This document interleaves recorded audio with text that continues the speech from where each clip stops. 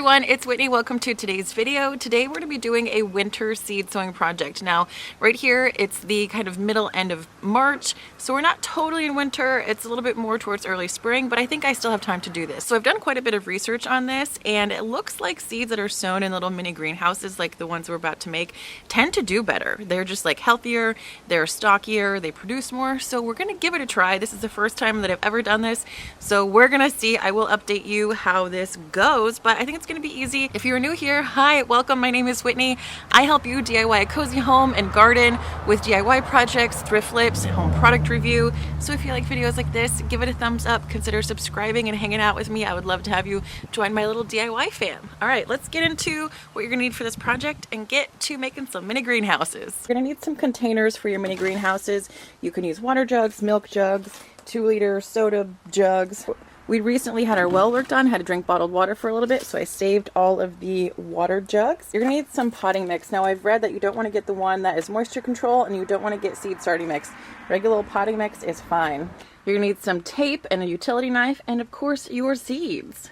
Pull over the tiniest work table in the world. First you're gonna take your utility knife and just poke some drainage holes in the bottom.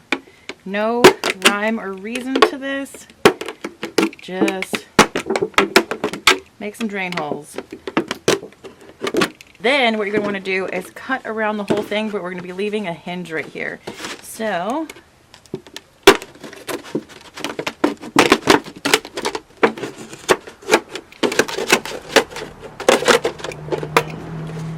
alright, so you're not going to cut through, you're just going to leave it so there is a little hinge, and then we're going to fill this with some potting soil and our seeds. Now, since I'm doing quite a few of these, I'm going to use a big bucket.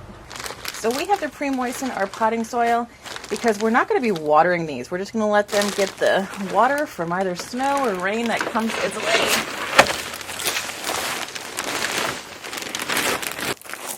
Add some water in to pre-moisten your soil. Now we want this to be pretty wet, not soaking wet, but wet enough. I'm so happy this is just potting soil and not dirt, because I couldn't do this barehanded if it was dirt, because worms freak me out.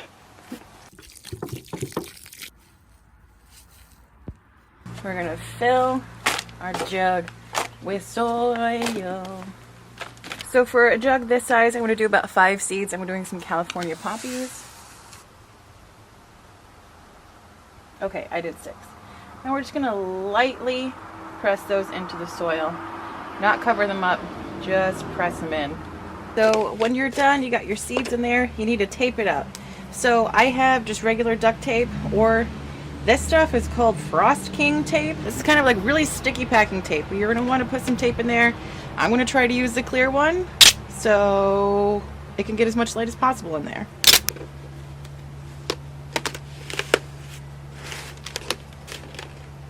Alright, so you're going to tape it all together. And then you're going to write on it what it is. Now you're going to need a marker to write on this. Permanent marker tends to fade away pretty quickly. You can use a paint pen. There's a really great garden marker that I will link down in the description bar below. I had one, but I gave it to a friend and I never bought a new one. So we're just going to use a Sharpie for now, and I will order another one of those garden markers.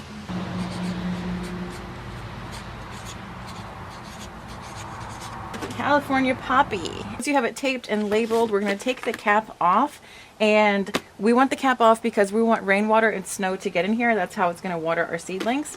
So we're done with this one. Let's make some more.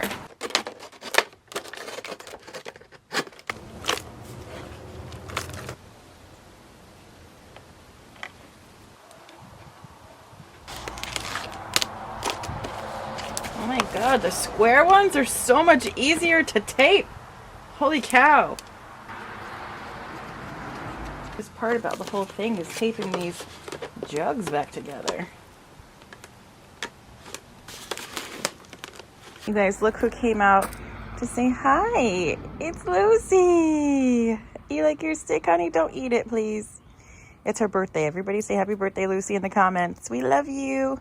Once you have them all taped up and labeled, we're going to water them in just a little bit, and then we're going to set them in a sunny location. I have these just propped up on the south facing wall of the pool house. I don't know how it's gonna go, y'all, but I will update you and we will find out. We've already got some pretty good condensation working, so hopefully this will work. Well, I hope these things do okay. This is the south facing wall right here of the pool house. So the sun's getting ready to go down, so that's why it doesn't have any direct sun. This spot gets really good morning and early afternoon sun, but I don't think it's gonna get too much hot afternoon sun where these things are gonna roast. I don't know. We will find out. All right, thanks for joining me on today's video, and I'll see you guys on the next one. Bye.